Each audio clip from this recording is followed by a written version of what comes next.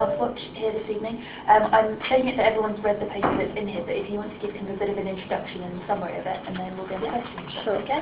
So I'm here today to share some engagement that we've done around our social care and priority. So what we've looked at is social care support, particularly focusing on the experience of carers. So just to give you a bit of background about Healthwatch, we're the champions for the patient and public voice, and we support local people to share their views and experiences of accessing and using health and social care services. And what our aim is to improve and influence how these services are delivered so they meet the needs of local people. So our key role in this is engagement, and we do this in a variety of ways. So we hold public forums every quarter, focus groups, workshops, one-to-one engagement, and also distribute surveys. So what I'm going to share with you today is a focus group that we carried out with carers back in January. And the reason that we did this is because social care was one of our priority areas, and it was established as that through public consultation. And what we're interested in is access and information about social care support, the experience of carers, and what happens to people when they're not eligible for social care support. So we carried out the focus group in January. We had 12 people attending, and they were mostly adult carers. And the focus group focused on carer support, their access to information, how they found the assessment process, and their experience of respite care. So much of this focused on personalisation. So firstly, the discussions that took place around carers assessment, what we found was that the group felt that there was a lack of information and awareness about what they were entitled to. Some said it took some years to find out about this information.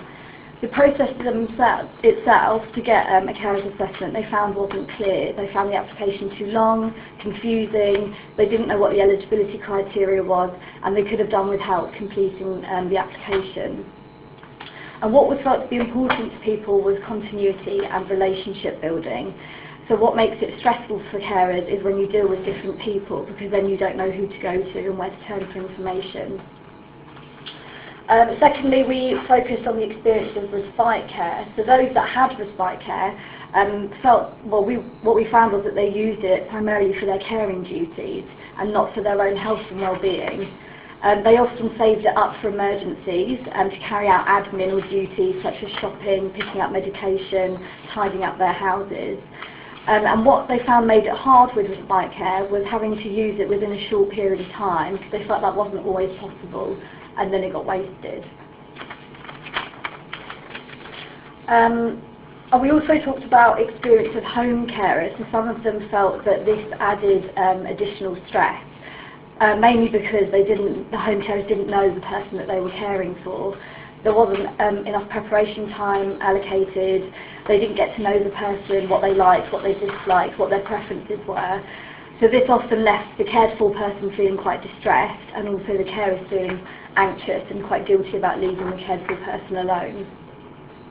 So at the Carers Focus Group, we discussed some suggestions that would make it easier for carers. And a couple of things that they suggested were they would need more help to look after their own health and well-being, because it's not easy for them to do that. They felt that the GP is someone that they would go to for information, so that they should be able to signpost them to any services that they were eligible for.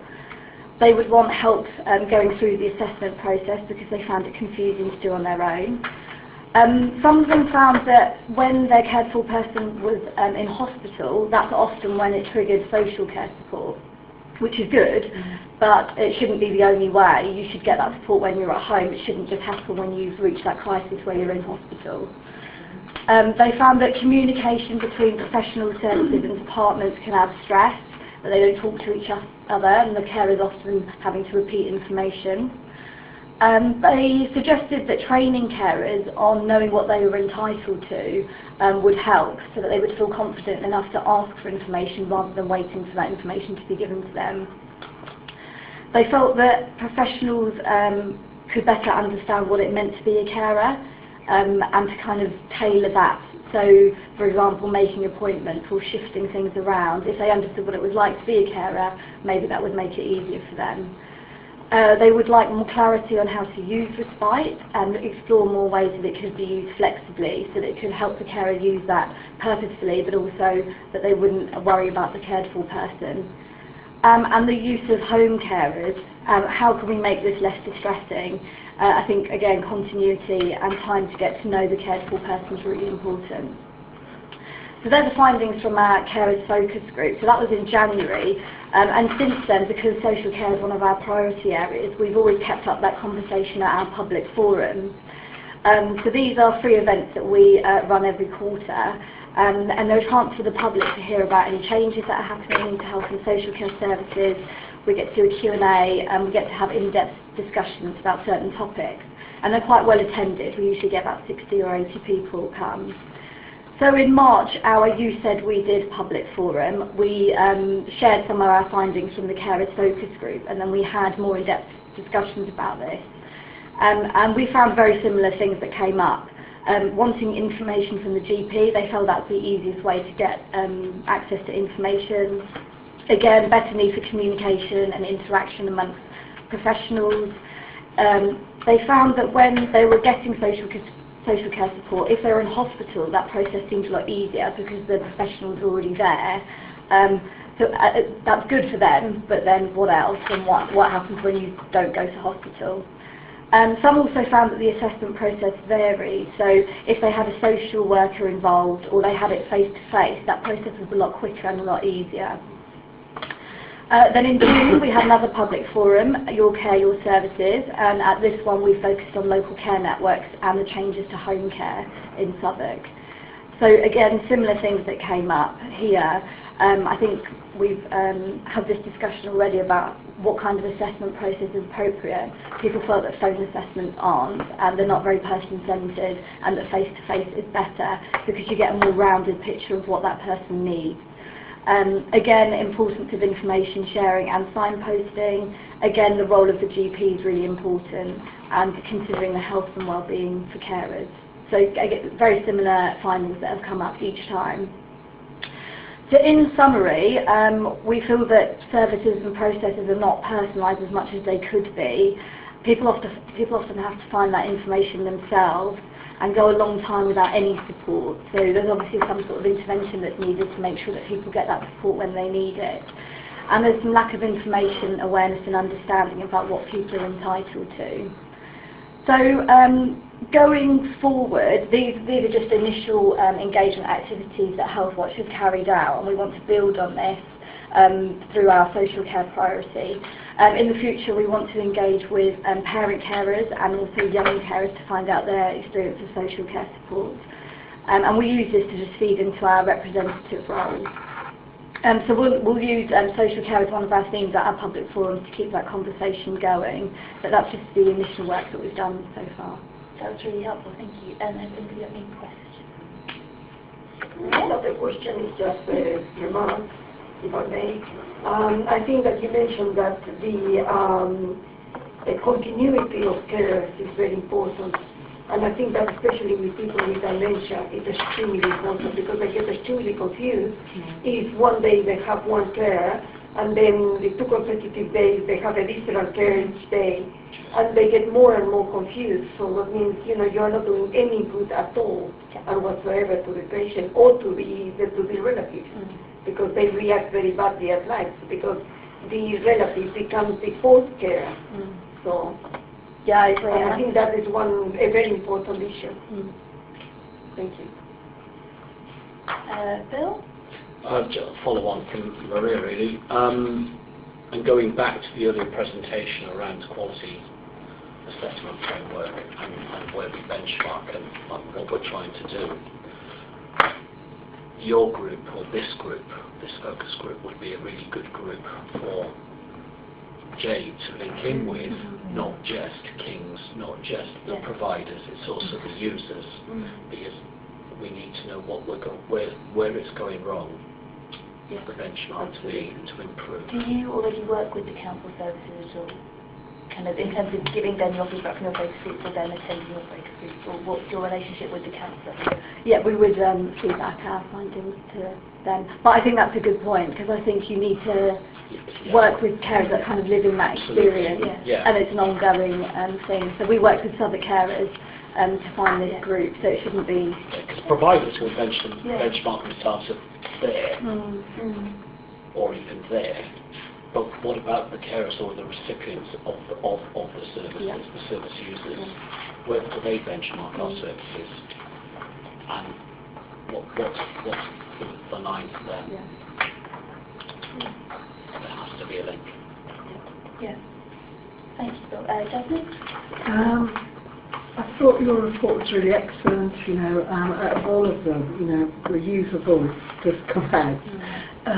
There's a couple of observations that I've had really, and that is, well, the first one is a bit linked to what Bill said, but what the process really, because some of these, they're not all complaints, they're observations, aren't they? So they don't take on the role of an official complaint. But, maybe they should. I'm just wondering, what happens? So you have these observations, where do they go, who acts on them? And then the second one feels a bit like an answer to my own question, but I did want to bring up the issue of the feedback service, patient opinion and care opinion. Now, Southwark Council actually commissions them, and it's a feedback service, and they take some feedback which is not just bad feedback, but good feedback as well, good and bad. But there's a moderator, someone moderates. So what happens is they put it online, and it's out there, the observation, it's anonymous, but it's for the whole world to see on the World Wide Web. And so you usually get a response, because people know who they are, even though it's anonymous, if someone in Southwark's talking about a particular scenario. So they get feedback, and so you can usually, if there's a problem in the way the service is running, there's an option there to change it in real time without going through the convoluted process of the complaints procedure. So I just wondered if you interacted with that. I'm happy to link you up if not. Just the question for our researchers, if not to be answered now, if we could have some sort of chart about what happens to the observations. Thank you.